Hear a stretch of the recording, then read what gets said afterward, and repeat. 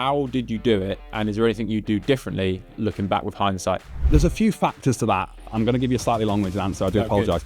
How did he sell fitness for £1,000? Yeah. If we want to get to where we want to go, then we need to behave differently, and that was me as the driving factor behind the business. The lower the risk threshold, the more people that will take the risk. Yeah. You need to find the model that works for you. Yeah. I was 22 years old. 150 quid to me was a lot of money then. You pick where your gym is, and you don't. Once you've done that, you don't get to pick who the audience is. Yeah. People will still be willing to invest thousands and thousands of pounds into a service, but it's just the way that it's packaged and positioned. Future vision, if we're looking at Second Sight, we're now on that journey where we view that now as a possibility. Unfortunately, as a business owner, the reality is we can't please everybody.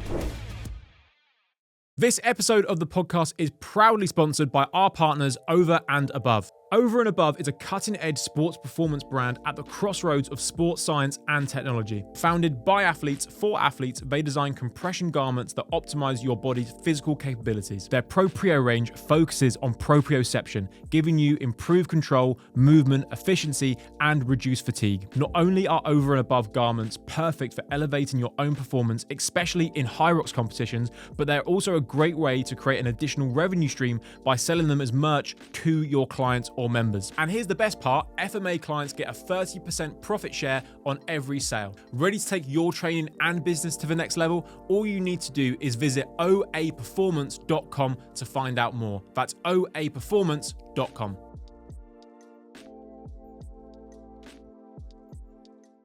Dan, great to have you back in the FMA studio for the second time. We were just saying before we started officially recording, it's been 2 years since you've been here. So I'm looking forward to kind of almost like reviewing where the business was, what's changed since then, what's worked, what's not worked, like things inevitably do in businesses, and kind of also see what the plan of action moving forward is as well. So for those that haven't listened to the last episode and people who don't know who you are, can you just give a brief intro of the business, where it's based, the model, the general price points, front end offer, all that fun stuff? Yep. Cool. So hello everyone. My name's Dan. So Daniel Me, I run a gym in Whitchurch, which is our hometown, Whitchurch, Shropshire, called MeFit. We've been going now for it'll be 9 years this year, so eight full years. So our model is small group personal training. We run a 6-to-1 coaching model. We run some larger group classes as well alongside that, but predominantly the main selling point is our small group PT. Current kind of intro package is our 4-week trial, which is priced at $297 currently. And then ongoing memberships, we've tweaked a little bit moving into this year. They now range from $197 to $297. The idea being that we want our average yield to sit around the 250 mark. That's kind of like where we feel that we need to be moving forwards. And you guys have been on quite a interesting journey between the last time we spoke and where we are now. And it'd be really good to run through, because the business was in a solid position. Like, you had a good team in place, good service. I believe the business was doing around, was it 30, mid-30s, like a month in terms of monthly reoccurring revenue. But then you decided to kind of make some tweaks and changes. And I know this more off camera, but I know there was a number of factors that were that motivated you to do that. So it'd be good to kind of run through what was going on at that time, why you decided to make changes, and what you decided to kind of experiment with, I guess, with the business. Yeah. So when we did the last podcast with you, it was like, I think it was like April, maybe March. I can't remember when we exactly filmed it. I think it was in April of 23, so nearly 2 years ago. At that point, we just had our second child, me and my wife. So personally, we had a lot going on. Business-wise was good. Like, we were hitting low 30s in terms of monthly reoccurring, and everything was fine. We had a good team in place. Profit was there. Everything was okay. But I spoke on the last podcast, so I won't go into massive detail with this. But in the 2 years prior to that, we had our first child. I'm a very family-orientated person. Being a great dad is a big part of me, and it's what I really value. And I think for a period of time, probably from when Marshall was born in 21 April to probably similar, just after doing the podcast, really, we hadn't really had our foot on the gas, so to speak. Like, we kind of taken our foot off the gas and just allowed the business to plateau a little bit. I wasn't as driven as I could have been because my attention and focus was in other areas, and just enjoyed the lifestyle that the business allowed us to have. I didn't have to be at the gym all the time. I didn't have to work endless hours, so I was enjoying that. And to be honest, the catalyst behind making any of the changes was in the summer of that year.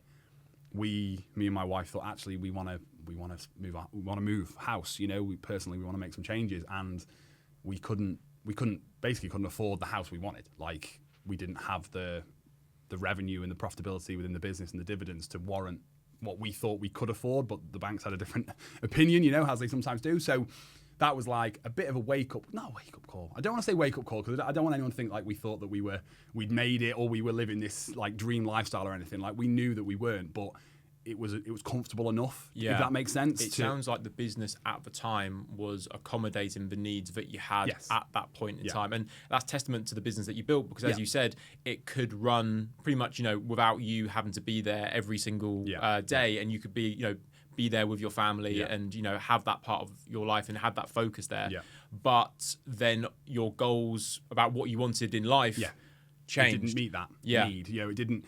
Where we were didn't meet the long-term vision that we had for ourselves, our family household, all those things. So we then thought, actually, if we want to be where if we want to get to where we want to go, then we need to behave differently. And that was me as the driving factor behind the business. I need to drive the business. I need to drive the team. I need to, work more.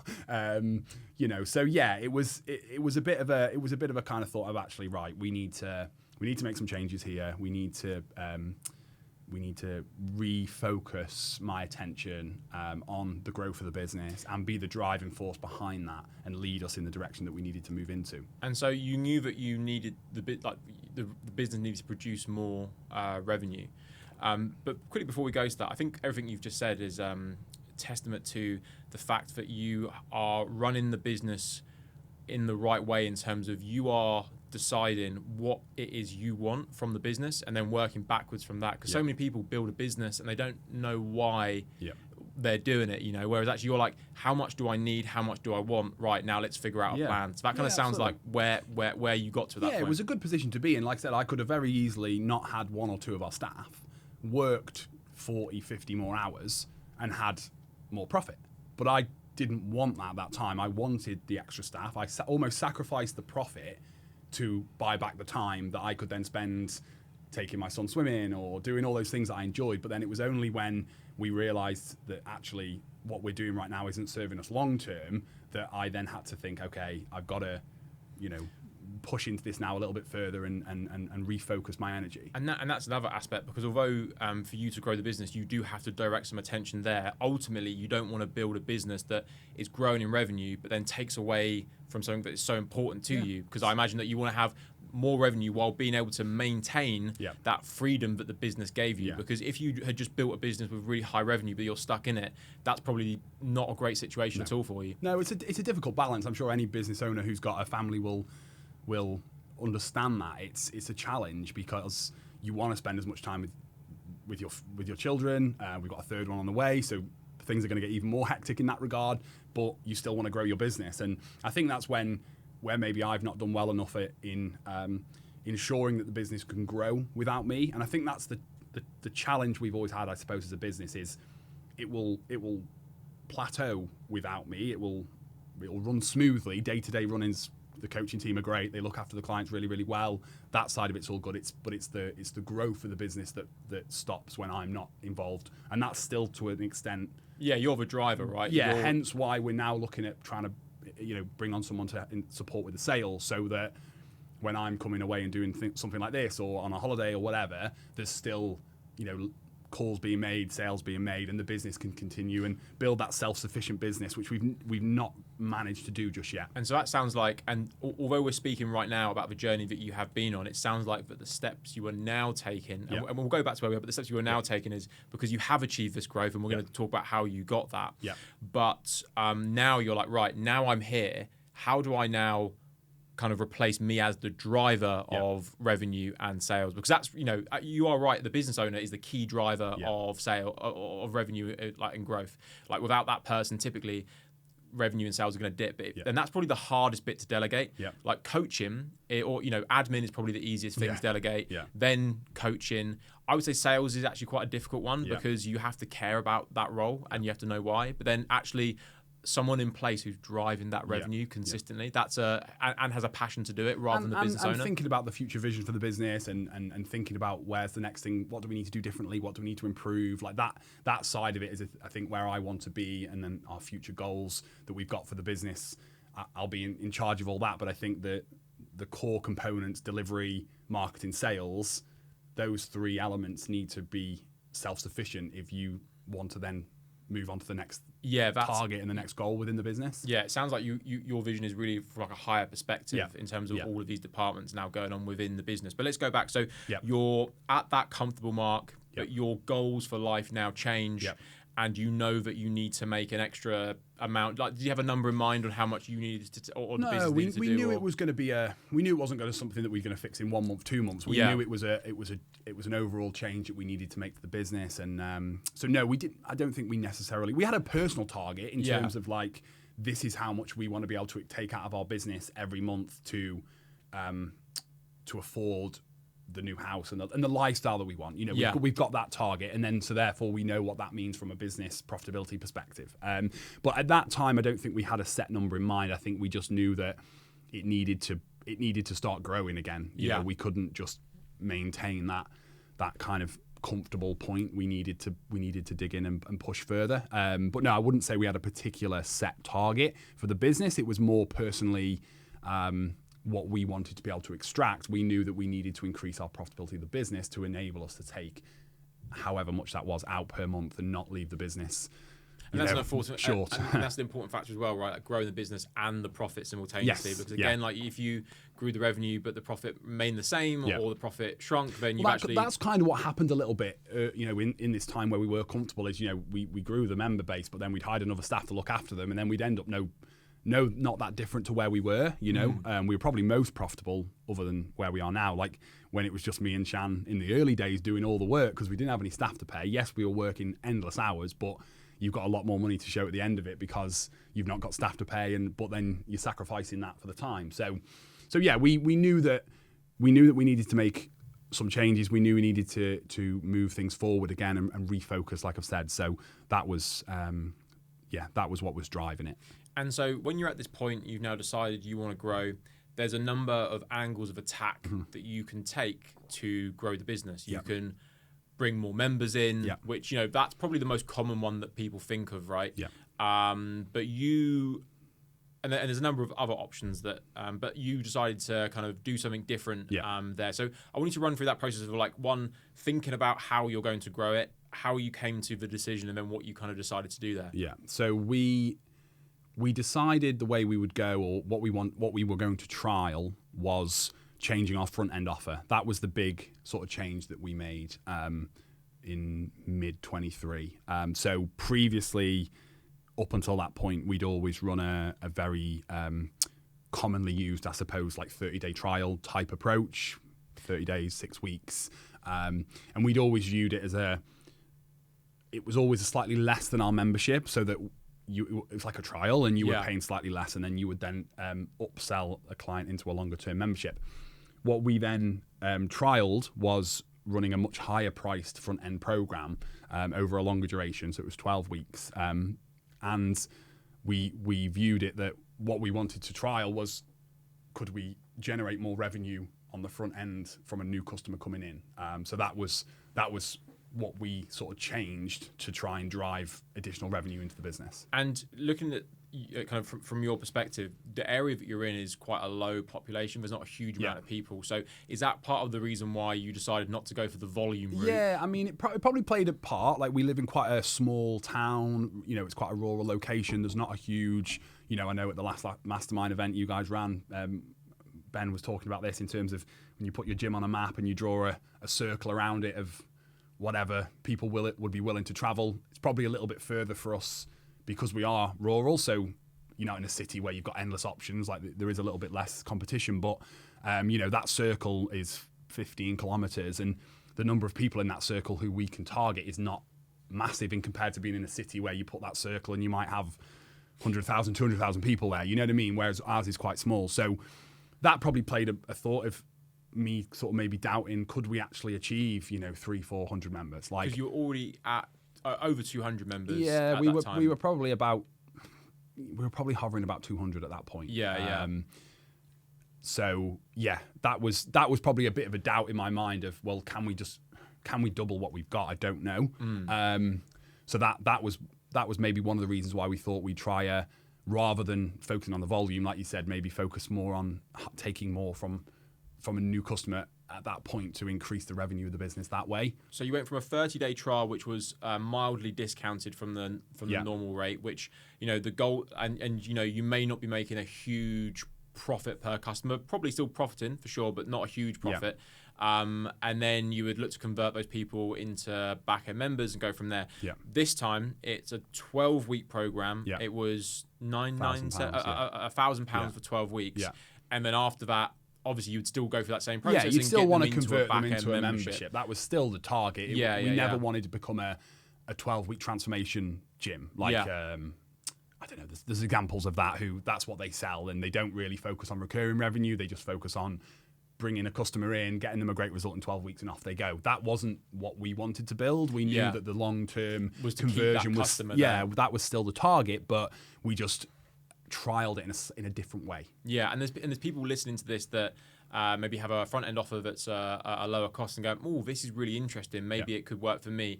And the answer, if it works or not, I think the answer is it depends. Yes, very much on the gym, on the location, on the volume of people.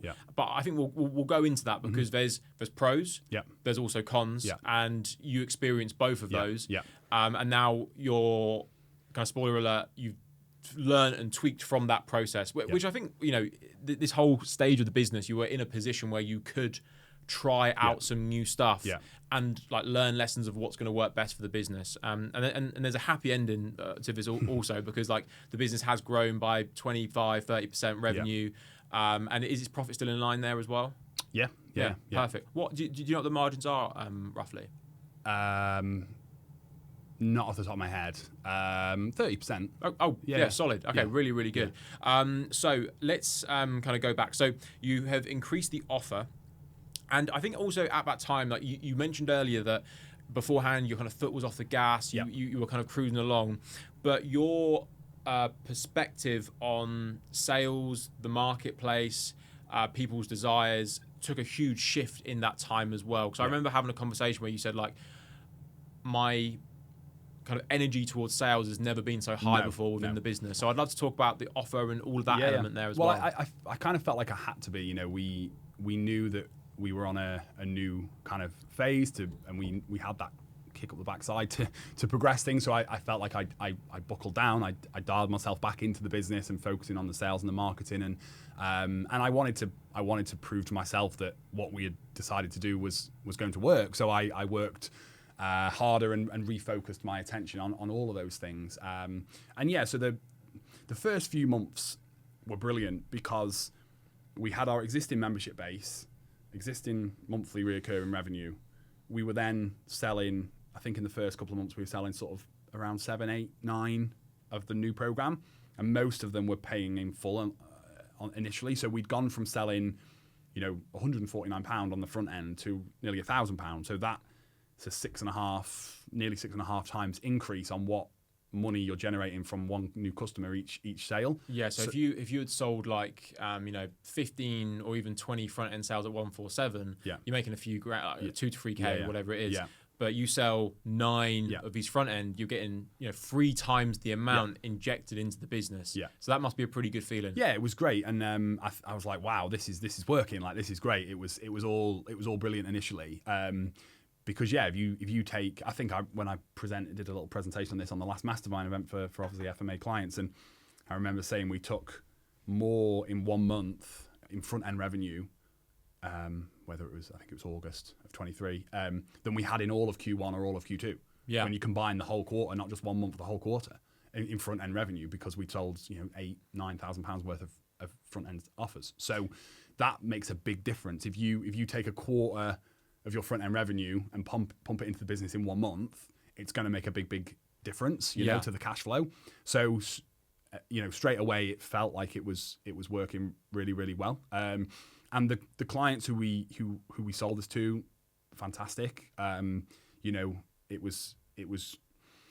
We saw a difference, I think, in the level of commitment and energy and focus and more skin in the game. Yeah, because they're more invested in themselves, in us. You know, we did used to have a lot of clients who, when on our old program, would sign up and maybe didn't buy into the concept. Maybe they did it on a bit of a whim. Maybe they really weren't ready to make that change. So, you know, they'd come in for the initial, we wouldn't see much of them, or they weren't overly engaged. You know, and maybe that's partly our fault. I'm not, I'm not blaming anyone. But a combination of us and them and the offer didn't match. There was something that wasn't right. You also hear, and that's not exclusive to you. You hear so many times where someone might partake in someone's front end offer, and then they just never hear from them again. They're like, it's so weird. And you know, what it could be down to is that, you know, £150 isn't that much to that person, but you put £1,000 in, you're going to show up. Yeah, exactly. And that's what we saw. And, you know, we've still got a lot of those clients now who are with us, and, you know, some really, really great members, great people. And, we were very glad to onboard them into our gym. You know, they've been great. We didn't get hardly anyone who didn't take it very seriously, because, you know, you wouldn't unless you've got money to burn. Like, you're not going to spend £1,000 on something and not take it seriously. So that was a real positive about the whole experience.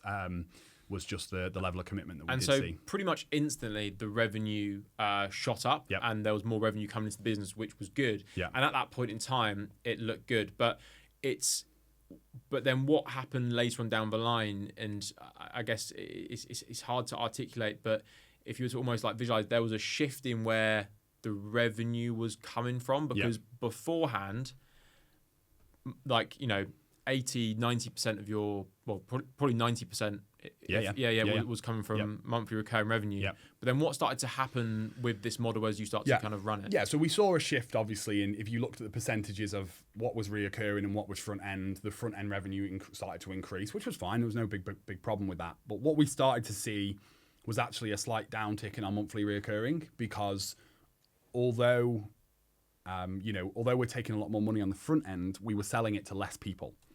So at the end of every month, rather than having, 10, 15, 20 clients to convert to a long-term membership, we were having 8, 9, 10. So on some months, at that point, our attrition was higher than it is right now. We can talk about that a little bit. If we were at 200 members, we were losing, let's say, 3% or 4%. A lot of our type of gym, you view 4% as a benchmark. I actually think 4% is really high now, looking back. But let's say 3%, that's 6 people. So we're losing 6 people potentially a month. If we've only got 8 or 9 people on a trial and we're converting at 70%, that's less than 6 potentially, or it's 6 or thereabouts. So actually, some months we might have gained 1 or 2, but in some months we might have lost a few members net, because the losses were bigger than the gains. So when we mapped it out over a longer term, we thought to ourselves, well, if we continue to sell the number that we're selling, we're actually going to start to be even more reliant on the front end, and the back end revenue is going to drop off, which is not what we wanted. Because then the only way to then generate more revenue is to sell to more people on the front end. That becomes the driving force behind the revenue, which is not the business that we wanted. I didn't like the front end revenue being really high percentage, because it's less certain than monthly reoccurring. We look at our monthly, what are we now, 23rd of Jan? I can see on the 1st of February, where the vast majority of our membership payments are made, how much we're going to generate. Whereas actually, if I've got a sales call tomorrow, I may or may not close. You know what I mean? It's more volatile. And you know that if a member requests to leave, is there like a notice period? Yeah, we have a 3-month notice period, so we know we've got that cushion. You can forecast when that person's going to leave. Now, you can project and have a goal of sales, but there's less certainty that that's coming in versus what you've already got there. And everyone's different with this. Some business owners might feel differently to me in that regard. That's cool. Like some people might enjoy that. Well, there's businesses that element of it, but I didn't, Yeah, and also I think with your location, because there's businesses in London where their model is just that 12-week transformation, right? And they charge a really premium fee, but they've got so much volume coming through people that coming they through all the can time. do that. And that's the norm for them. Whereas it wasn't the norm for us. We'd had 6 or so years of being solely focused on our reoccurring. So when we started to see that plateau / drop a little bit, it started to alarm bell started to ring, and we were thinking, okay, maybe this isn't the right thing to do. The one thing that we've not talked about yet that I think is important in this whole discussion is the problem we were trying to solve by changing the front end offer was not the main problem in the business. There was nothing wrong with the 30-day trial. The problem was the price point of our ongoing memberships were too low. That was the big problem within the business because, we were at around, when we did our last podcast, we were about 200 members. We're only at 230 now. So we're only 30 members better off in nearly 2 years. But actually, they're all, average is considerably higher now than it was then.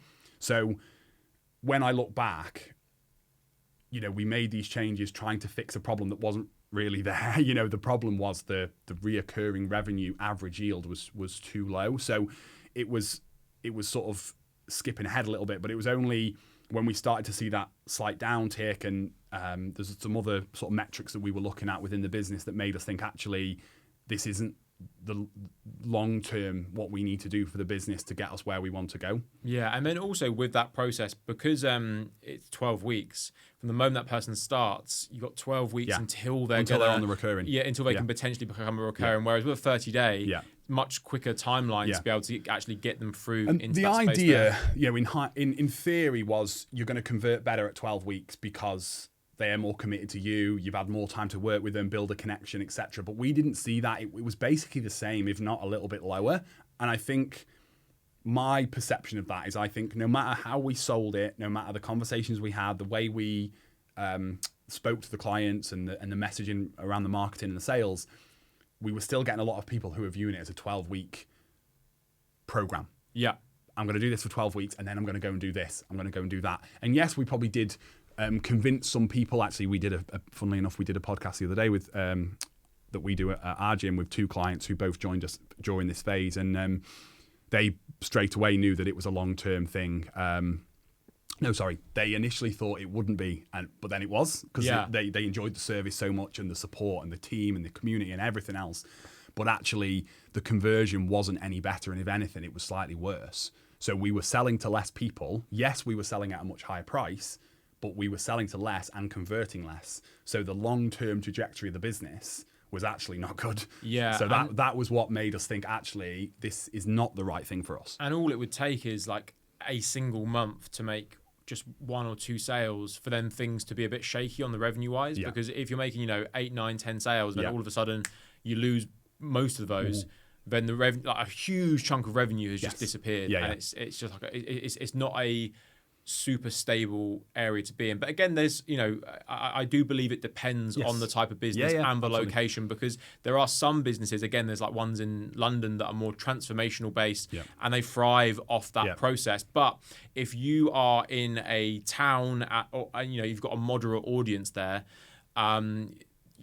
to be able to funnel through that many people consistently every single month, like your life is just much easier if you just have people that you can keep for a really long time. Well, we saw that with some of the key metrics that we talked about when I spoke at Mastermind, and one of the numbers, number of sales, revenue, profitability, all these things, big rocks, but some of the smaller rocks I was looking at, some of the smaller metrics was like the lead to sale percentage, and that was a lot lower when we were selling the 12 weeks. We were probably only selling to about 10% of our leads. And again, we could view that as a sales issue. Maybe we weren't good enough at sales, etc. But since switching back, which we're getting a bit ahead, but since switching back, we've been selling to more like 40%. Yeah. So the problem with that for me is like we're burning through leads. We're burning through people who can, if we had 100 people leave their details with us in a month, which we, on some of the months last year we did when we were spending a hell of a lot on marketing, but we're only selling to 10 of them,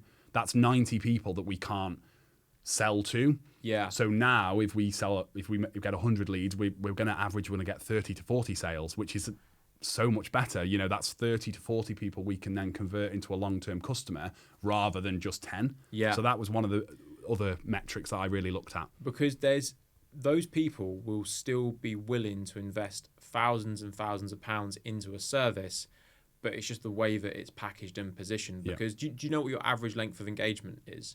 So, I mean, to be honest, I haven't looked at it in a little while. We do record it every month, but I've just not looked at it. But it's £3,000 plus. Okay, cool. Our average length of stay will be over 18 months. Yeah, so probably nearer to 2 years now, I would suspect. Yeah, so if your average yield is now close to 250, is that correct? Yeah. Well, no, because we've still got some older clients members who are on a lower rate, but it's edging that way. We're probably at about 210, 220 now. Okay, cool. Yeah. But new people are paying 250, is that correct? More of them are, yeah. Perfect. So a new person comes in and they pay close to 250. And they stay for an average of 18 months. Yeah. 18 months, 2 but years. Yeah. That very same person may not have committed if they had to pay £1,000 up front there and then. Yeah. But it's not that they didn't have the money. It's just in the way that they were to distribute that investment didn't suit their needs. Because, just the higher your cost, naturally, the less people will go and take that on. But it doesn't mean they're not really great customers. So are you potentially causing a blockade? But something that is a real positive from this process and a real pro, I would say, is, again, the mentality around sales and your ability to sell fitness for £1,000. Because owning a gym and selling fitness for £1,000, a lot of people are hearing that and like, how did he sell fitness for £1,000? Yeah. Like they're thinking, how is that possible? So I'd love to kind of dive into that because obviously there were a good volume of people that were willing to pay, and you did tens of thousands of pounds in sales. So there are people willing to invest that much, but it was a belief system or a belief shift. Would you say? So I remember when I first started thinking about selling this, part of me was like, will people buy this? Because for 6 or so years we'd been used to selling 149, and even then we'd have people tell us it's too expensive, or we'd have people moaning about the price or asking for a discount or not even engaging with it because it's too much. So you've kind of built up this understanding that what we do is expensive at 150 quid, to then times that by 6 or 7. I know it's over a longer time frame, but the money you're taking off someone on day one is still considerably higher. There was an element of doubt that we could actually sell it. So when we did start to sell it, it was like, oh my God, we can charge more than we thought we could. So I'd agree. That's been the main benefit of the whole process, has been, now I've got this belief that actually we can charge more on a monthly basis and on an upfront basis, but predominantly on the monthly. Well, if you can sell £1,000, and what's your newer front end offer now? So we sell 297 for 4 weeks. Yeah, so selling 297. So actually, what this whole, so there might be some people listening to this who run a similar model to us and actually think, well, if I sold 3 months of membership, that would be near to £1,000 anyway, because their average membership cost, depending on where they're located, might be £200, £300, £400, £500 anyway. So for some people, what we're talking about might not be that different anyway, but we're talking about going from selling 149 to £1,000. So we're talking about a 6.5 time increase. So anyone who does charge £300 on a month, it would be the same. It'd be the same thing. You know what I mean? Times that by 6. So it all just goes to the way that it's positioned. Yeah. But for us, it was considerably more. So then that belief was there that actually, yes, we can sell a front end program that's much higher. We can charge people more per month, because if we think about it, our trial now is 297 for 4 weeks. If you times 297 by 3, you're at £900 anyway. So you're not that different, okay? Our goal now is to sell someone into a membership at 247, like that's 250 a month times 2, 500 plus the 300 on the front end. They're spending £800 across the first 12 weeks anyway. So we're a little bit less, but because we're selling it to way more people and then onboarding more people as members, it just works. The numbers work a lot better for us. And you're essentially selling the same thing at a very similar price point. The only difference is the initial length of engagement that they are willing to commit to. Because technically speaking, when someone buys a service, whether it's a gym or whatever, they're taking some form of risk. They don't know 100% if this is going to work for them. But many, like the lower the risk threshold, the more people that will take the risk. Yeah. So if you have it at 4 weeks versus 12 weeks, you're going to get more people that go, yeah, I'll give that a go. Yeah. Because losing £300 versus £1,000, there's a significant difference there. Absolutely. Just logically. So more people are going to take that. But if you can then back yourself with your product and service and how good it is, you're actually going to get more people continue to do that every single time. Because like people don't know if you're the right fit. That's what the trial process is for. Well, exactly. And I think for us as a business in a certain location, we spoke about this already, we've not got a massive pool of people to pick from. And also what we tend to find with a lot of our, we work with you guys for our marketing, we have done for a long time now, we are marketing often to a reasonably cold audience. Yes, we're all, we're trying to up our organic social media strategy and be better with that, hence why we've got Callum on board now, which we'll talk about. But that's still got its limitations. We still have to put our message in front of a reasonably cool or cold audience in terms of paid ads. So when someone who opts in, they don't know us, they don't have that classic know, like, and trust that we all talk about in fitness. So for them to then sign up to a 12-week program at £1,000 with someone they don't know anything about, they haven't got that buy-in, it's going to be a lot harder. And we're seeing that now with the numbers in terms of the lead to sale percentage. It's much easier for us to sell something that's £300 for the reasons you've just said. It's less of a risk. There's less time there's less of a financial investment. There's less of a time investment. But actually, when we get them in and we showcase the service and we showcase the results we can help them achieve, the community, everything else that goes on inside the four walls, they're happy they made that start, and they, most thankfully want to continue that journey with us. So yeah, it's a lot easier now for us to sell a new customer and continue to move the business forward. And so essentially, just to kind of continue the story, is that you had the front end offer, it was working, you started to notice a shift in where the revenue was coming from. Yeah. That caused concerns. You then, before you changed the front end offer again, you increased the price of the back end to reflect the average yield. Now, did you do that across the board of all members? Yeah. How? Because every time someone does that in their gym, it's a very tense moment. So it'd be good to run through what that process was like. So, good, bad, the ugly. Yeah, I mean, we did that late 23 heading into 24, and it went probably slightly worse than I expected it to, I'll be honest and be transparent. We probably lost a few more members than I'd have anticipated we did, but I think I look back at it now and I think it had to happen. How did you do it, and is there anything you do differently looking back with hindsight? Based on my experience with it, I think it depends. There's a few factors to that. I'm going to give you a slightly long-winded answer. I do apologise. So I think it depends on what's going on in the business, because a lot of the clients who left us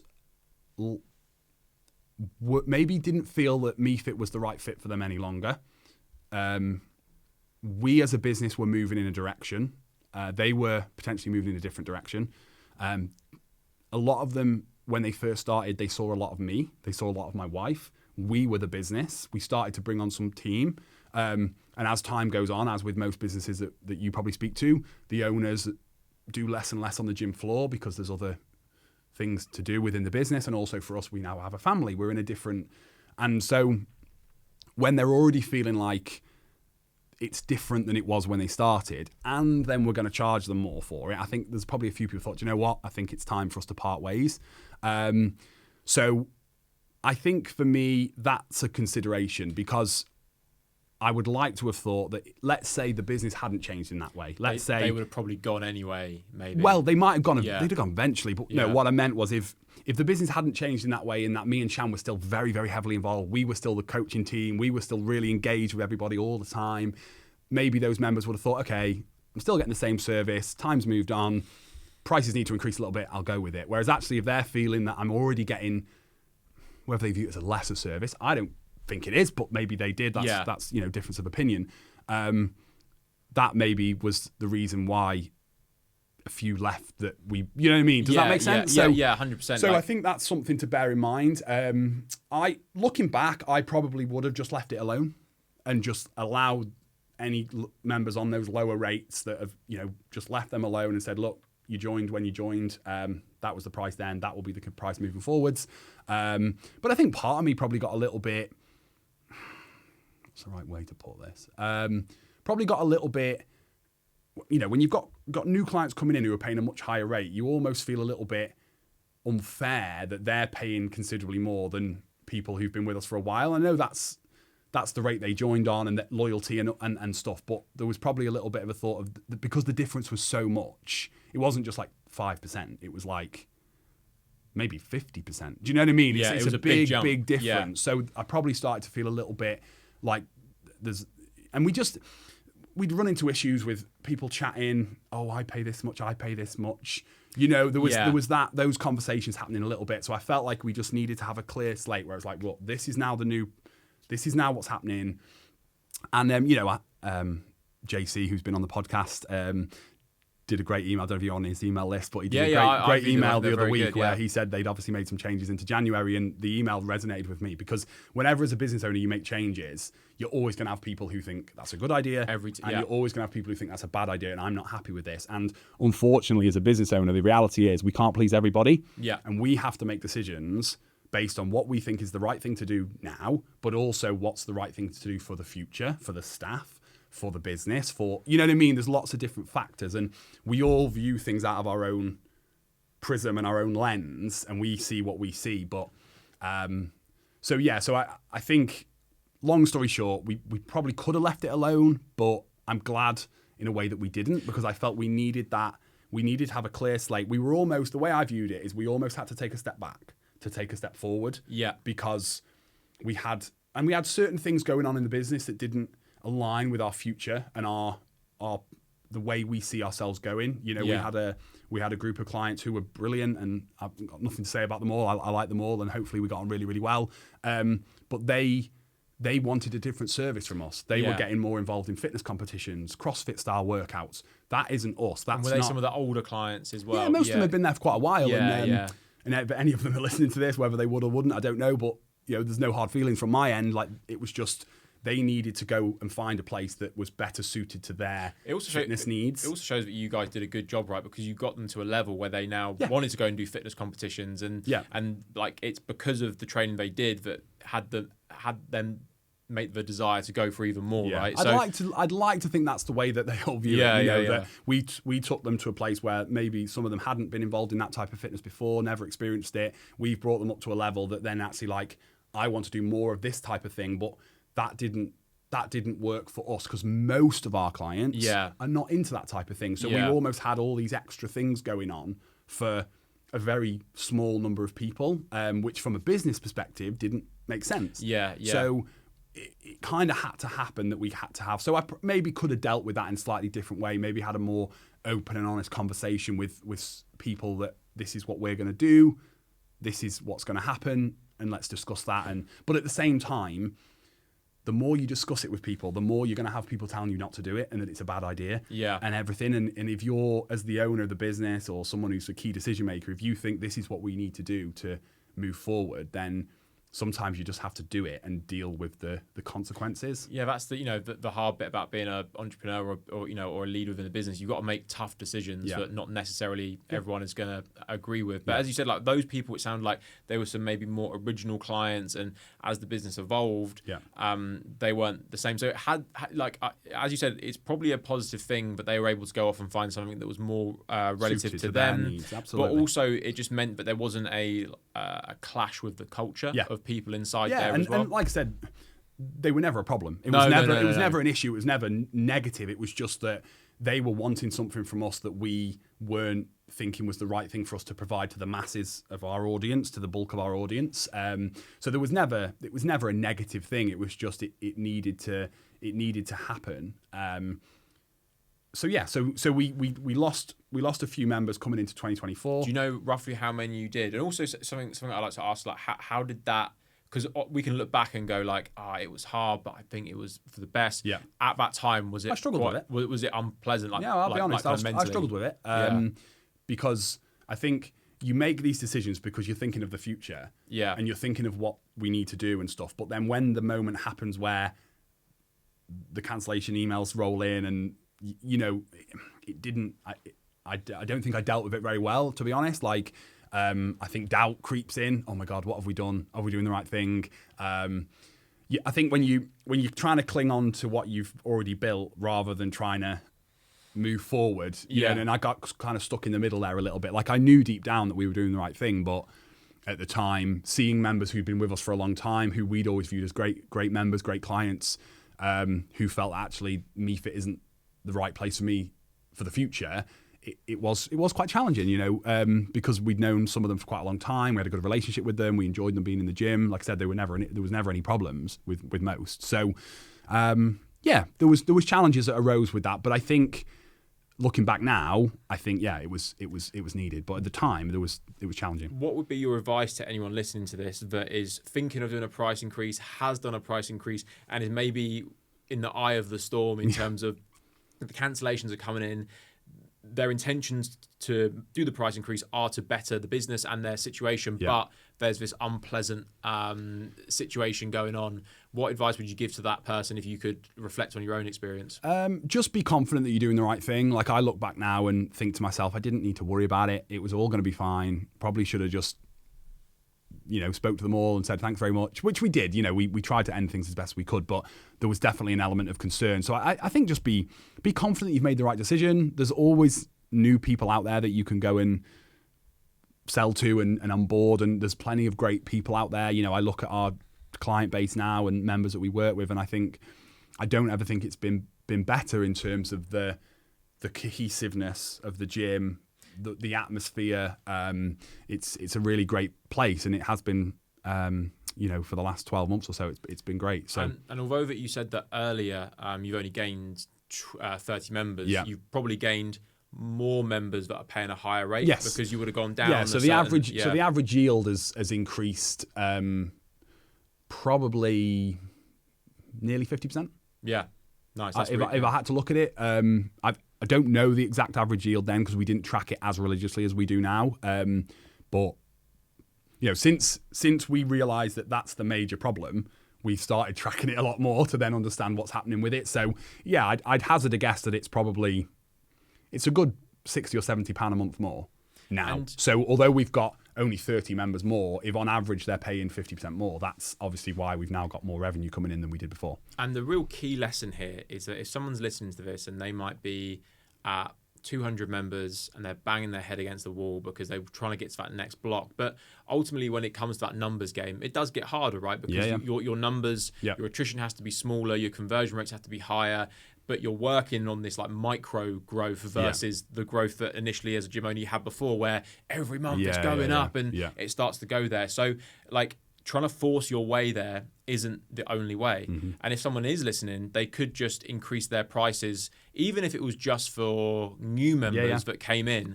And if you were to calculate how much you'd have to increase the average yield for new members based on the attrition that you could forecast for 12 to 24 months, you could increase the revenue of the business by 20, 30% just by selling the new people. And you could just sell at the same volume. And you can also calculate, how high is too high, literally by the fact of, am I making as many sales? Why not? Maybe because it's too high. Maybe I dial it down. So like for anyone listening to this, like a way to grow your business, you still need to market and sell, but volume isn't the only answer. And I think I've learned that you need to model things, and this is something that, again, I go back to JC.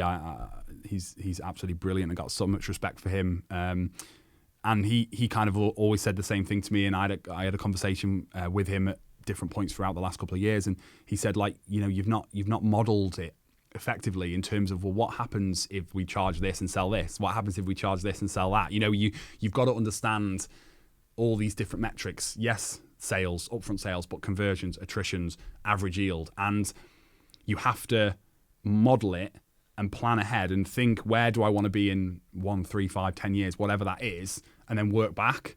And what we realized is that if our average yield stayed where it was, I don't think we've ever reached where we want to be realistically. Because not only was our average yield a lot lower, but our attrition rate was a lot higher. Since we averaged less than 2% attrition last year, which has contributed to the growth. How interesting when you raise your prices and increase your yield, the attrition goes down. What do you put towards that? It's a difficult question. I don't know. Because it doesn't logically make sense. No, right? I can only guess at this. This is my thoughts on it. Is that the lower the price people paid, we always found we'd have higher turnover. So we used to have a team training only membership. So I mentioned at the start of this, we have a small group PT, and we kind of have team training as an extra. So we run some cardiovascular fitness classes, some mobility classes, but we don't sell that as a standalone package. I know some gyms do, and they do great for it. I believe Madison's here do. Yeah, they have a large group model. Yeah, they have a large group model. A lot of gyms in our network do. We did for a while, but we just found the turnover was really high. The attrition rate in that membership package was really high. And then since obviously we got rid of that, a couple of years ago now. But yeah, we've just seen that as the average yield has increased, the attrition rate is. And I think there's a few factors. Obviously, with us losing, 20 or so members back end of 2023 into 24, obviously we knew that early 24 we'd have low attrition, because if anyone was going to leave, they could have done it then. They had an opportunity to do it. So if they were going to leave, or had any intention of leaving, they probably would have done it then. So we knew that early of last year was going to be low in terms of attrition because of that. So, and then it just kind of carried on throughout the year, really. And I just think that I just feel like more of our clients are more invested into us as an organization, as a service, into their own results, and that we're just getting clients started who we're the right fit for them and they're the right fit for us, and we solve the challenge that they're facing. Whereas I think when we were less clear about who our main target audience was, we had lots of different people with different needs, and I think that it just contributed to a higher attrition rate, because people would come for a bit and then realize, actually, this isn't the right place for me moving forward. I need something different. I want something different. So I don't know. I don't know the exact answer. You can only speculate. And my kind of hypothesis would be is that people pay less, meaning that they value it less, meaning that they come less, meaning that they get less of a result. And in a cycle, meaning that they value the thing that they're paying for even more. Whereas if that person was to have shown up even more and got even more of a result, the value would be higher because of the results that they get. There might be an element of that. The one bit I would maybe slightly disagree with, and that is the visits. We never saw that, I don't think. It wasn't. You didn't see people visit less? Not necessarily, no. They maybe just did more larger group classes than PT. Yeah. I think when we're doing more PT with clients, we're building a better connection with them. Because there's more intimate coaching. They're getting a higher level of service, higher level of coaching. When they're more into a higher group, higher numbers group environment more often, there's probably less of that connection being built, and there's probably more options available to them that they can go and. They probably switch between things more regularly because there's more things around about that price point, if you're with me. So that probably contributed as well. Something else that I've just thought of is that I'm just attributing price change to attrition decrease. I'm just looking at those two metrics, right? Yeah. When there's many other factors of what could contribute to it. And like looking at like the team and the service side of things, were there any changes made going into 2024 or anything noticeable? No, we lost one of our coaches, left, but that was before any of this. So nothing really. But I think for any of the members who were with us at that point and continued with us, I just feel that they were bought into us. We were bought into them. We had a good connection. They appreciated the coaching, the atmosphere, the environment, the other people. And I just think it's just continued from there, really. So we've been managing to sustain less than 2% attrition right through all of last year, and so far, I mean, we're only in January, but so far, like cancellations for January, Feb, March are looking good. Still 2%, less than 2%. Yeah. So less than 2%. Wow, yeah. Yeah, so far, but obviously, it's we have a notice period in place, but the reality is here that people are always going to leave. Not everyone's going to adhere to the notice period because stuff's going to happen. And we're not the type of place, if someone loses their job, we're not going to say, tough, you've got to pay 3 months membership. That's just not the type of people we are. We try and deal with those things. Yes, this is our contract. This is what you signed. This is what we ask for. But at the same time, we're nice people.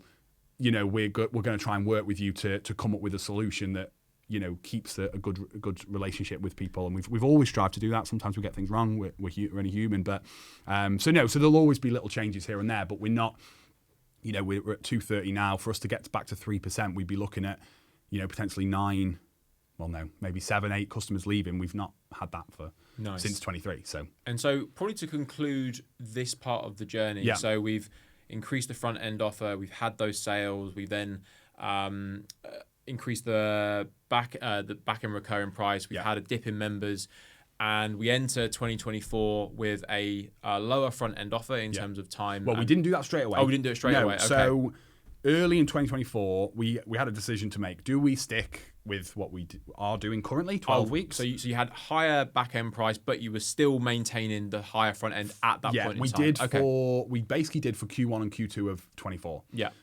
Partly the reason for that early in the year was we thought, well, we've lost a little bit on our back end revenue, so let's top that up with front end. Obviously, it's January, February, March, great time in fitness. So we thought, well, if we can't hit the numbers now, when can we? Do you know what I mean? Like if we can't hit the high sales numbers in January, February, then, so we wanted to test it a little bit longer, basically. Yeah. We wanted to see what happens at this point. We didn't want to make that decision too soon. So we stuck with it. And we sold quite well in Q1. We were hitting 12, 13 sales. But it was Q2 of last year that we started to see it kind of made our mind up, really, because we were hitting sort of 6, 7, and we just knew that those numbers didn't work long term. So it sounds like it was more kind of it could work, and there's definite examples it did. Yeah, but it was quite volatile month to month. Yeah. And we just saw that it was getting more and more expensive to make a sale. Which is fine when you're selling at £1,000. You can chuck a lot of money at that to make a sale, but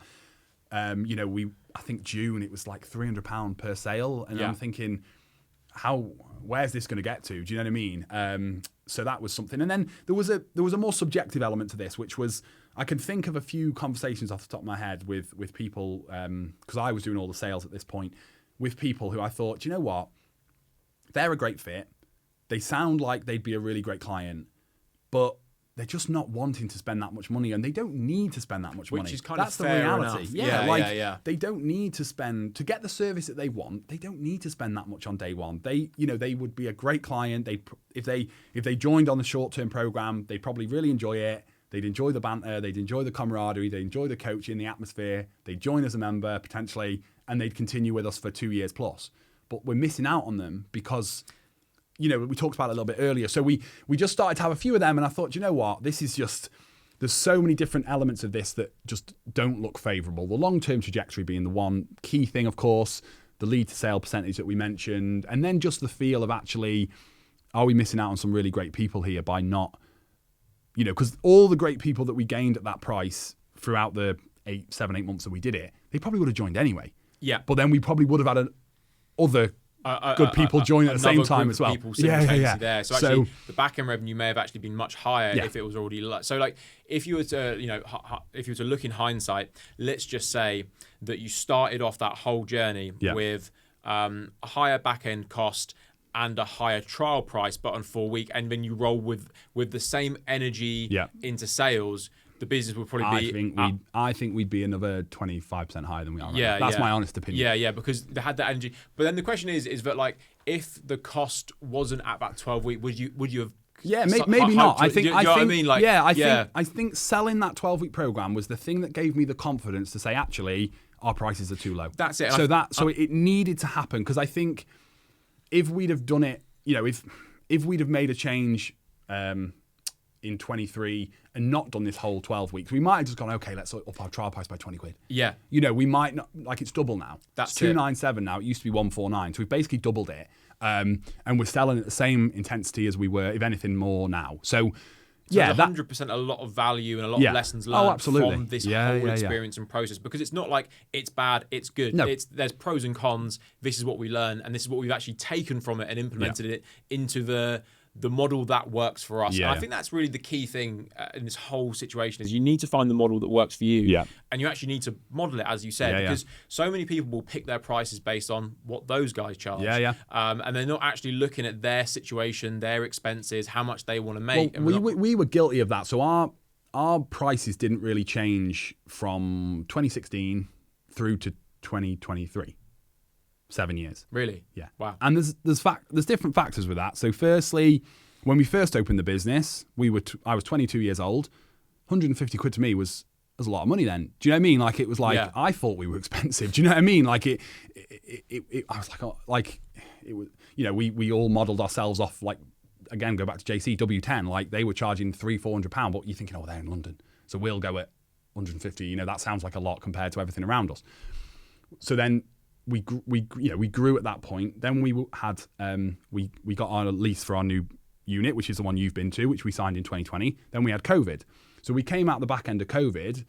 We were further back than where we wanted to be. So we then didn't think, oh, okay, we can increase the cost now, because we were thinking we need members. Do you know what I mean? Like, so we're not going to rock the boat with that. We're just going to, do you know what I mean? So there was different factors that contributed to us not making those changes. Whereas I look back at 2016 and think, if we'd have just increased our prices like 10% every year, we'd probably be there you know, already. again, so hindsight's brilliant, isn't it? We all know you that. can But always look back and I say think we should have the done real this. thing we should have done back in 23 or whenever was, like you said, doubled our trial price, upped our membership prices by 25 to 50%, there or thereabouts, and just stuck with what we were doing, what we knew, what we did, what we had experience in selling.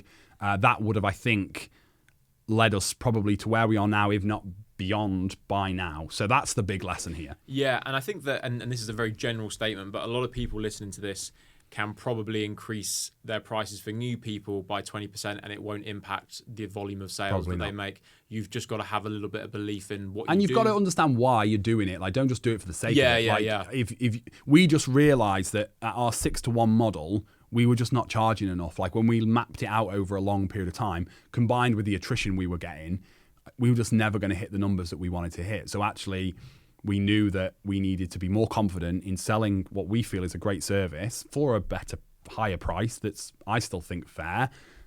And that was, when we modelled that out, we think actually this is the numbers we need to meet, and they seem a lot more doable now. So we now flip the front end offer Yep. to a 4-week, and this is where we'll call the rebuild maybe begins in terms of filling up the back end. Yeah. So at that point, because let's move into kind of marketing and what you've done to improve your market, because there's a few key factors here, but I'd like to talk about.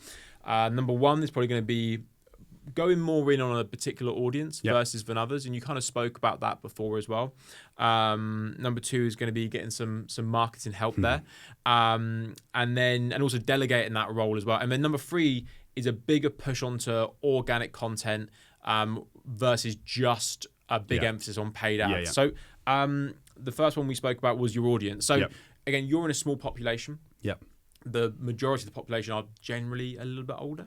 Yeah, so we've looked at this over the years, and as time has gone on, we've realised that more and more of our clients are in the sort of 40 to 50, then 50 to 60, and even 60 to 70, even sometimes 70 to 80 bracket. Like, and as time has gone on, the percentages in those has increased, and the percentages in the lower audience, like 20 to 30, 30 to 40, has decreased.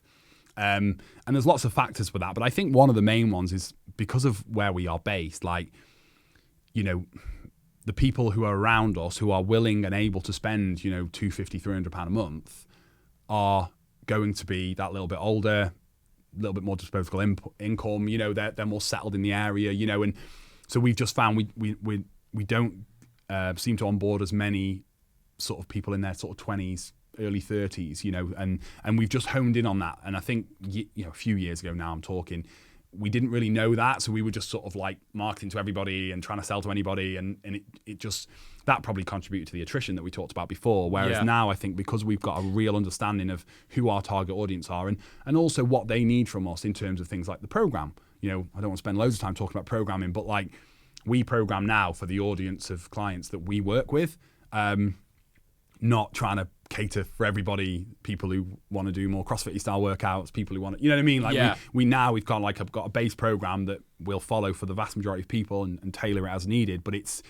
based around the needs of that client, if that makes sense. So, everything in the business is a lot more streamlined because we understand better who our target audience are. Now, that's not to say we'll send people away. We're not exclusively. No, we're not exclusively. A 50+ gym if or someone who anything like comes that. to us who's in their mid-20s, early 30s, it seems like a good person, a good fit, then great. But if they come to us and say, I want to do CrossFit, Olympic lifting, toes to bar, we're going to be like, look, there's a different place for you. That's not us. Do you know what I mean? Whereas I think a couple of years ago, we said, come on. Yeah. And so I think that's something that we've realised is not trying to be everything to everybody. Yeah, I definitely think that 50+ market will have attributed to the lower attrition because those guys are more settled in the area. They've got more disposable income. Their motivation to train is different to those that are younger as well. And also, I think that you don't get to, you pick where your gym is. And you don't, once you've done that, you don't get to pick who the audience is. Yeah. Because like you could have been like, oh no, I just want this type of audience, and you're kind of fighting an uphill battle where it's going to cost more to acquire those types of customers. Now there are locations where of course a younger audience is going to go into the gym, but like where you said earlier, most people don't model. A lot of people don't actually do the research on the local area, and they don't actually fully understand who's in that area, because that's going to dictate the results, is the audience in the area that you don't necessarily get to pick. Yeah, well, we didn't know that initially. You know, we opened the gym in our hometown, me and my wife, and we didn't understand this. We didn't know this, you know, so it took us years and time and experience to understand, well, who are we selling best to? Who do we sell easiest to? Who's most responsive to our service? Who stays the longest? Who is most engaged with everything we do? You know what I mean? And over the years, we've just really understood that actually the service that we want to provide, the price point we want to charge, the model we want to run best suits this type of clientele, you know, this audience. So it takes time to learn that, you know. When you said you started your business at 22. Yeah, opened MeFit in 2016, so I was like 22, nearly 23. And so when you were at that age and you were looking, you were visioning the business you wanted to build, I imagine you didn't think, I want to build a business that helps people in their 50s and beyond. No, not at all. I don't think we really knew what we were doing, to be honest. Like we spoke about this on the last one. Like, you know, I'd started doing one-to-one PT. That was going well. You know, I was doing it from the local rugby club in a changing room. I knew I needed something for myself. And I just sort of jumped on the bandwagon of a gym ownership, really. That's the honest truth to it. So we didn't really have a plan. We just were going with the flow. And it's only as time has ticked on and we've realised that actually this is the business for us now. This is what we're going to base our lives around, that we've had to, you know, learn these lessons and understand these different things. So yeah, but I think if you're opening a gym from scratch, you could learn from that in terms of, you know, if it's not your hometown, if you're picking somewhere at a choice, make sure you know what the demographic is like, what the economic status of people is around the area. And you're not going to know for certain, but you get a feel for it. Yeah. Go and have a look at what type of cars are around or what businesses are also doing well and not doing well. And just, you know, try and get a feel for and I'm sure there's companies out there who'll go and do that for you. And I've never done that, but I'm sure they exist. So there's ways to better understand. But if you're doing like what we did, opening in your local town or local city, then, you know, you'd like to think you'd start to learn that quite quickly once you open. Yeah, and just understand who is that demographic, because you could have potentially got in your own way and being like, I just want to work with like younger people or people more like that. When actually, had you pursued that, from a business point of view, you probably wouldn't be nearly as successful as the business is. But you adapt to the audience that is around you. So I think everyone listening to that, like, you need to understand who the audience is. And if anything, though, I think, you know, we really enjoy it, like, as a team. Like, we're not saying this is in a negative way. Like, it's in a really positive way. Yes. Like, yes, it's great working with, you know, people of a similar age to us who are, you know, but if anything, I think me and I think most of the team as well, all of the team will get just as much, if not more, joy out of helping people who've never been gym goers, who've never thought the gym is the right environment for them, who've maybe tried and failed in normal gyms before. You know, all those sort of stories that we get when we do our podcast or our testimonials and stuff, they're really empowering. And, you know, yes, we're hitting a different need. We're not hitting people who want to improve their high rocks time, or some do, but that's not the core of our audience. You know, it's a different, you know, they want to just have better energy. They want to have better ability to play with their sometimes children, but more likely grandchildren, you know, and there's different benefits that we're seeing people achieve that are really, really positive. So yeah, I don't view it as a negative thing at all. It's very, very positive. Like, we really enjoy the demographic that we work with and the atmosphere. Nice. So takeaway from that section is just understand who's going to be the best responding market, and, you know, have marketing campaigns that are going to be specific to that age range and demographic there as well. So next is getting some marketing assistance. So this is something that, you know, not all gyms of this size have, but you've decided to invest into someone to help with the marketing. So what was your thought process, motivation behind that? So I think there was a few factors, but I think fundamentally we want to build our brand. We want to build ourselves as the place to be in the local area for that type of person, like we spoke about, but also future vision. If we're looking at Second Sight, you know, we're now on that journey where we view that now as a possibility, which we never used to. I never used to, based on our previous price point, previous attrition rate. I just thought that's never going to happen. Whereas actually now I think, that is on the cards. If we play things right over the next 12 months or so, that is something that we'll be looking at.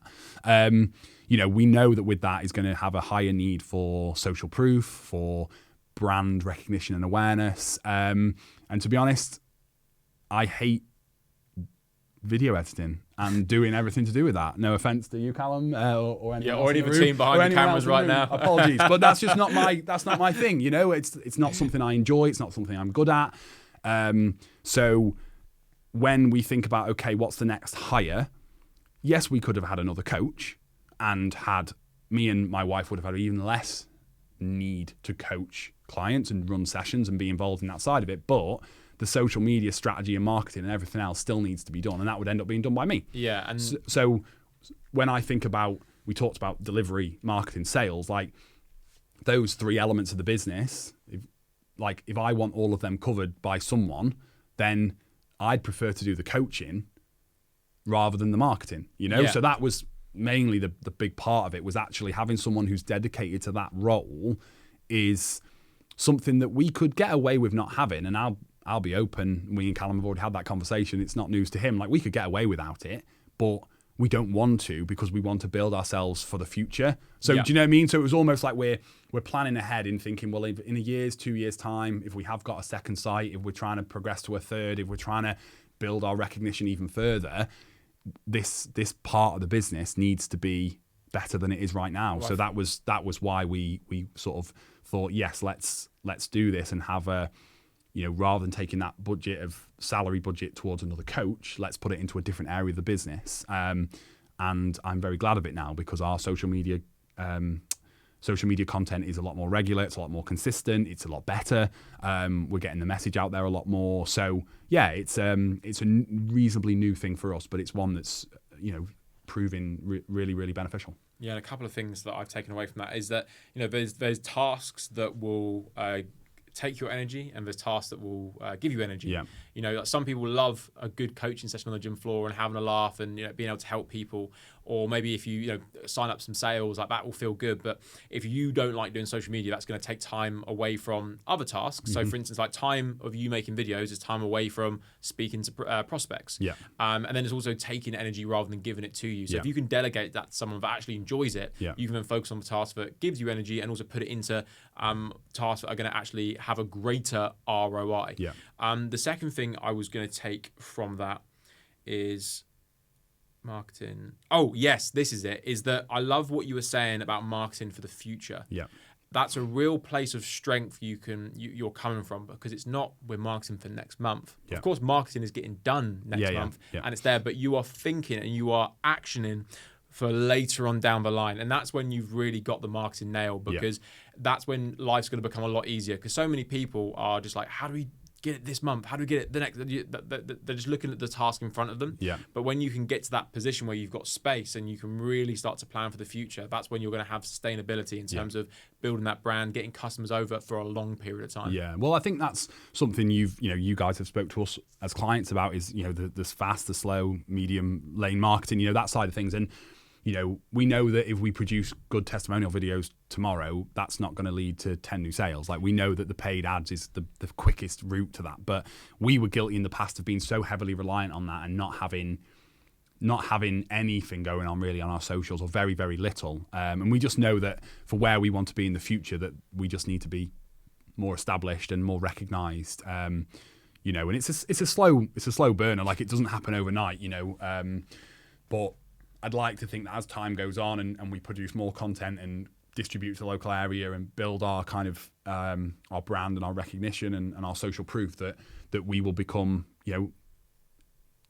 more thought of in the local area, more known, more recognized, and that will have benefits for when we then look for that expansion. So yeah, I know now that obviously if I'm not involved in the business, that the marketing is still being looked after, and I work with Callum on that, and we chat about it quite regularly and have meetings about it and stuff. But, hopefully as time goes on, he'll have even more of an understanding of what we're looking for and the type of content that we want to produce, and having more ideas, and that side of the business will be completely well looked after. So then again, my attention can just be on making sure that's done in the right way, and I can put more effort and time, like you said, into other areas of the business again, until they're then padded out as well. So I love what you said about video testimonials. You're like, I know this isn't going to get 10 sales this month, but but you're placing, like, you're taking ad spend, you're putting it into the machine, you're putting it out there without an expectation of sales. And so many people will be like, well, why would you do that? If I want to advertise, I want to get leads and sales. But this is playing that long-term game, and it's it's planting those seeds of trust, because someone this month will see that video testimonial for the first time, and that's their first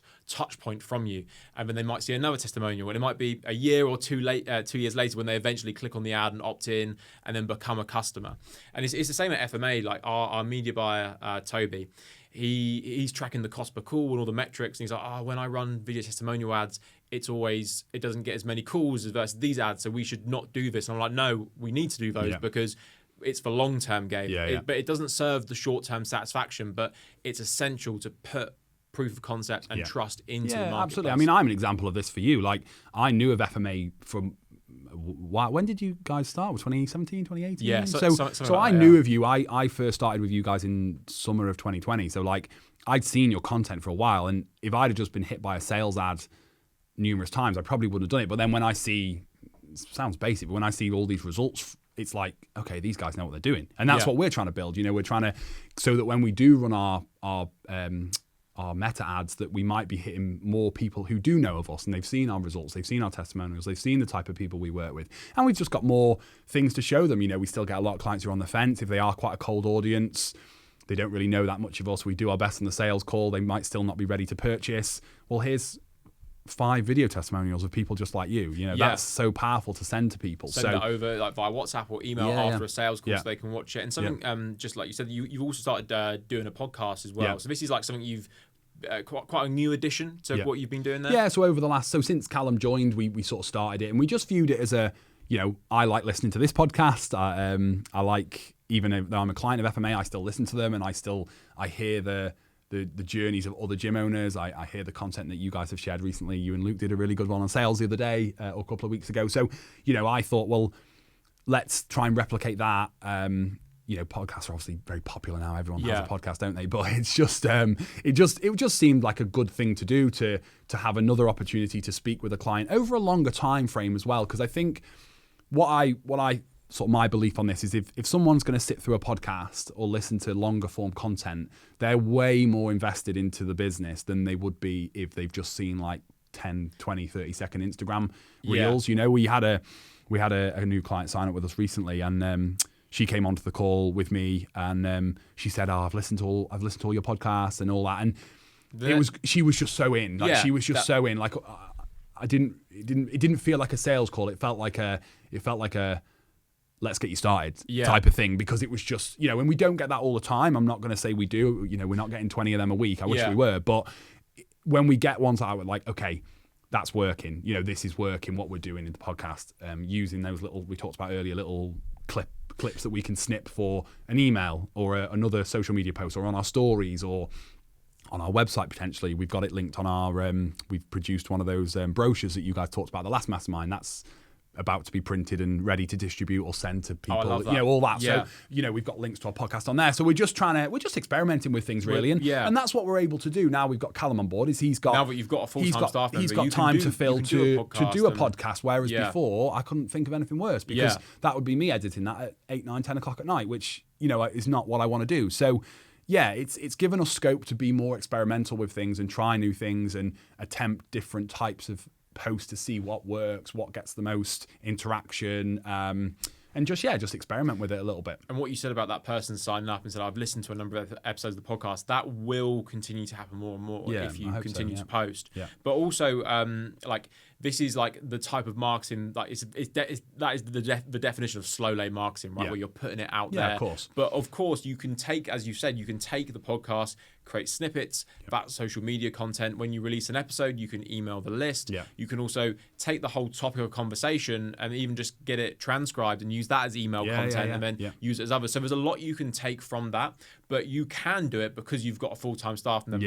Now, if you're the one doing the marketing without a full-time full-time staff member. Is starting a podcast the best thing for your business? Probably not. No. There's other fundamentals that you should do, but you're in that position where you can start to innovate the marketing. And who else around you in terms of the gyms has a podcast? Yeah. No one. Yeah. So and also, as you said, if someone you speak to on a sales call, hey, listen to this episode of Jane, who's similar situation to you, and they can hear a whole story of someone that can relate. So it's really cool to see all of these, how you're innovating the marketing in the business in other ways. And you mentioned the newsletter as well. Yeah, so that was something you guys spoke about at the last mastermind. So we've been working on that. So it's just currently it's about 12. We'll probably pad it out a little bit long, kind of page document, summary about what we're all about, what we do, a little bit about the team, how we can help you, why we're different to the normal gym, and just something that we can, if at the end of a conversation with someone, they're not that bought in, or they're not just quite sure. They're not, they need a little bit of a nudge. They're going to think it over, which obviously still happens no matter how much sales training we do. People are still going to want to go and think about it. We can send them something in the post and say, "Oh, here's a brochure about us," or we can go and put it in a local coffee shop or in a salon or something that we've got a relationship with already. A lot of our clients run businesses. We can ask them, can we put some brochures in and stuff. So it's just another touch point, another way that someone could learn about us, and just trying to broaden our marketing horizons a little bit over just paid ads. And I think that point that you've just made, it will segue into sales quite nicely, because as you said, not all sales are closable on the first call or the first sales meeting, and if you try to make them all closable on that period of time, you are going to lose some people and potentially rub some people up the wrong way. Because my personal opinion is that regardless if they buy or not, the ultimate goal is that they have a positive experience with your business, because they may become a customer later on down the line. Now, if there is someone that's a little bit unsure, and what Dan's going into is that saying to that person, hey, let's catch up on this date here, but I'd love to send you something in the post. Can I get your address? And 9 times out of 10, they'll say yes. They then get sent a really well-designed brochure through the door. Again, what other gym does that? How much credibility is that held when there's a publication sent through their door? The likelihood of that person buying and actually showing up to the follow-up is going to be so much higher, because you've created that touch point. Because the moment you come off a sales call and then there's a follow-up process, there's just a gap of doubt, essentially, if you have no touch point. So if you just say, right, we'll speak next week, and then there's a week of life to get in the way, the car breaks down, you have an argument with your partner, all this sort of stuff can get in the way, and all of a sudden that person goes, no, I'm not going to do it anymore. So by having this touch point, sent to them a few days afterwards, it's going to be really, really powerful. And then also imagine you've got the podcast episodes. You've got so much in abundance that you can send to these people. So it's really exciting stuff that you're doing with the marketing stuff. But moving on to sales, you currently do the sales, but have just got someone in? Yes. Yeah, my sister, actually. Just going to keep the me brand going throughout the business. So we've had different things going on with sales. Mostly it's been me over the years, and to be honest, I actually really enjoy it. And I know a lot of other gym owners who I know have been on podcasts hate sales calls. I know it's quite a common thing. We're personal trainers, we're not, but I really enjoy them. I think it's a really important part of the business, and I actually really like trying to help that person overcome the barriers that they've put up for themselves in regards to getting started, and help them overcome them and help them make a change. And then when I see them in the gym, I can chat with them. I know who they are. But anyway, I know that longer term, that isn't something that I can do all on my own. I understand that. So we're just getting someone started. Over the years, we've had other people involved. When we last had someone was just before we made the switch to the 12 weeks. And I didn't look to replace anyone at that point, because to be honest, I wasn't that confident we could actually sell it. So I knew I needed to be able to sell it first, at least have an experience in selling that, to understand, yes, we can sell it, and this is my close percentage, and this is what I can achieve at this point before I then delegate it. The last thing I want to do is bring a salesperson on, then make no sales, and then just think this doesn't work, where actually they were just not very good. So I felt like I needed to sell it first to really understand it, and then there's just been lots going on, as there always is in most businesses, so we've not kind of felt the need to do that. But again, thinking of that longer term kind of side of it, I know that if we want to have the business that we want long term and have the vision that we've got for the future, I can't be doing all the sales calls. So we've got to start to look at padding that out, that department within the business, if you like. Well, if you're start padding that out. If you're off for 2 weeks and then you've got marketing that's working really well. Yeah, you got to turn the ads off. And then inquiry comes through. It's just a chink. There's just nothing going on. So. Silly. So we've got to start. That's the next kind of task for us as a business is to. And again, if as much as I do enjoy the sales, if there's something I have to do within the business, like a delivery part of it, would I prefer to coach or would I prefer to do sales? I don't know. Probably coach, because I enjoy coaching. Yeah, I do enjoy coaching more than being on the phone on sales. So, so there's, again, it's that side of it. It's like, well, I could either do the coaching and have no one on sales, or I could have someone on sales and be available for other areas of the business a little bit more again, all with the future goal that, we want to build a business that is completely self-sufficient. I want to have a business where I can go on holiday for, and what I found really inspirational actually the last FMA Mastermind was Dan Moore's talk where he said he'd been away with his family for 2, 3, 4 weeks. Yeah. And that was, I think, like when my kids were a little bit older, they're in summer holidays, I'd love to be able to go away for and to know 2, 3 weeks and actually know that the business is not going backwards or plateauing.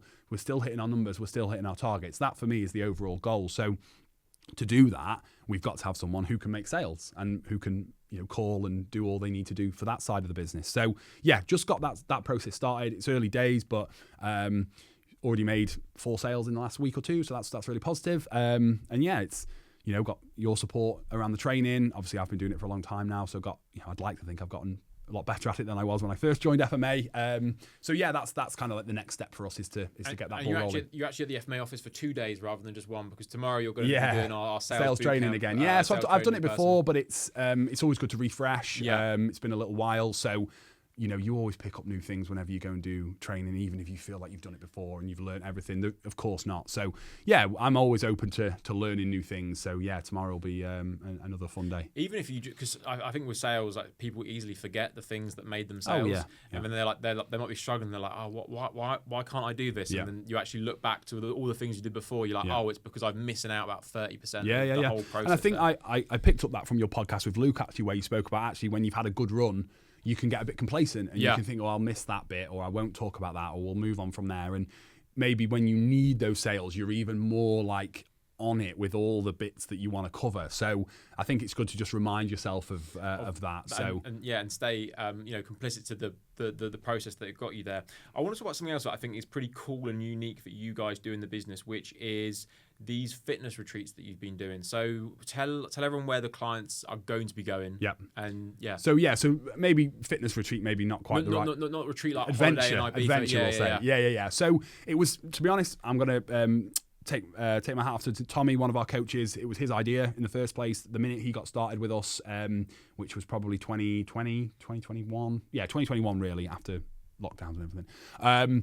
He's big into adventures and hiking and traveling and seeing the world, etc. And not long before he joined us, he actually did Everest Base Camp, him and his dad. So he kind of was on this real high from that, and he wanted to kind of bring that into the gym. So in March we've got 2 coaches and 16 I think clients going to Costa Rica for a 10-day like adventure holiday. Basically, there's hiking, there's kayaking, and all these different other kind of adventure, outdoor adventure type activities. 2 years ago, we had, again, Tommy and I think maybe 18 or 19. I think there's about 20 of them in total, if I remember rightly, go and climb Kilimanjaro. And so this is the key thing here. So they went and climbed Kilimanjaro, 20 clients. Out of those 20, how many are still in the gym? All but one.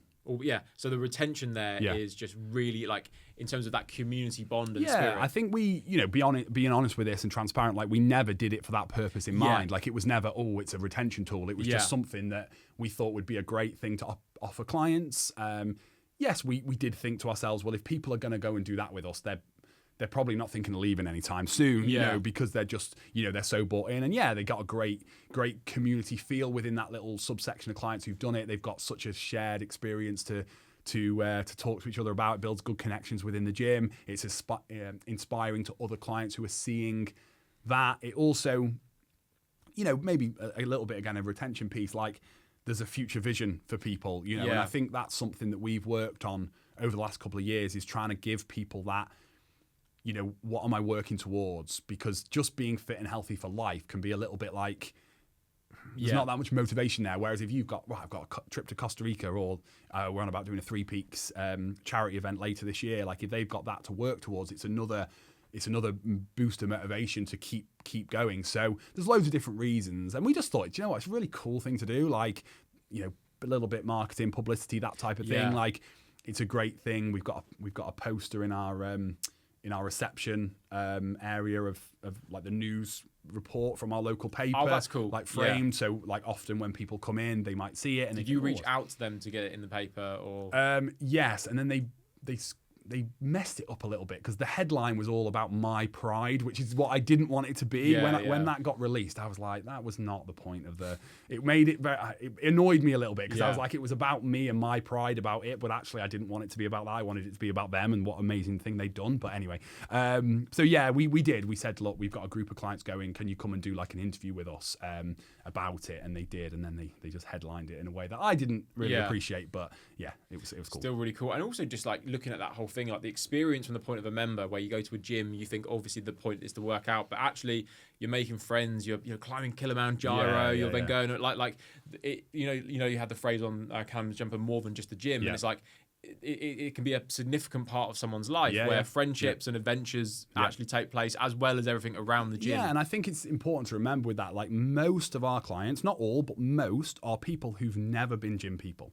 Like, you know, we've got another little phrase that we use at the, you know, with a gym for people who don't like gyms, and that is quite common amongst our type of gym, where you're getting all that coaching, the support, the community. And I think for most of these people, they've never necessarily stuck with gyms before. They've never had the motivation to continue to go. And then now, like a year later, 2 years later, they're going on a 10-day trip to Costa Rica with people from their gym. It's like, what, you know? So it's really powerful in a lot of ways, and we'll continue to do it as long as we get people signing up and wanting to do these things with us. We'll continue to keep organising them to build that feeling of community, and also, you know, longer term inspiration for people.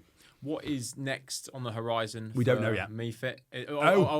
Generally. Not the next trip. I don't want to give a spoiler alert to all the client, but in terms of like MeFit and the future of the vision, like got you. Where's your sort of plans going moving forward this year? So along this whole journey, you know, I mentioned the whole thing about the house and all that earlier in the podcast. Like, we've had to really focus on this, because if you'd have asked me this question probably when I did the last podcast, I'd have said, you know what, I don't really know. I've not really thought about that. Like, you know, we were guilty of that, getting sort of just like in the moment. But recently we've really focused on it. I thought, you know what, where does the future lie? Online stuff doesn't really interest me. It doesn't really interest me, our team, the demographic clients we work with. I don't think it would probably be the best fit for them anyway. So for us, like, our focus now is, we've got a pretty big site. You've been there, so we've got plenty of scope to grow within that site. And if we continue to grow as we did from sort of July last year, when we switched back to the 4 weeks, because one thing we didn't cover about that is just what a difference that made to our net gain. Yeah, you know, we Q3 of last year, we were gaining 10 members a month. Oh, really? Oh, what long term net gain? Yeah. That's so good. You know, 30 members across a quarter. It was a little bit lower in Q4 because obviously November, December, you don't make as many sales. But you know, if we can continue the growth that we had, you know, we'll be in a really strong position. So yeah, the next 12 to 18 months are fully focused on continuing to grow and develop where we are right now, continuing to keep that attrition rate below 2%, to continue to, you know, sell to the number of people we need to hit our target, and really maximize our current space. I feel like we can service 300 plus 350 maybe clients in our current location. There will be a refit involved in that, in the downstairs space that you trained in last time. Yeah, we're going to look to expand that a little bit. Change over the gym. Yeah, make it bigger. There's a massive corridor that's like an L around the gym floor, which is just dead space.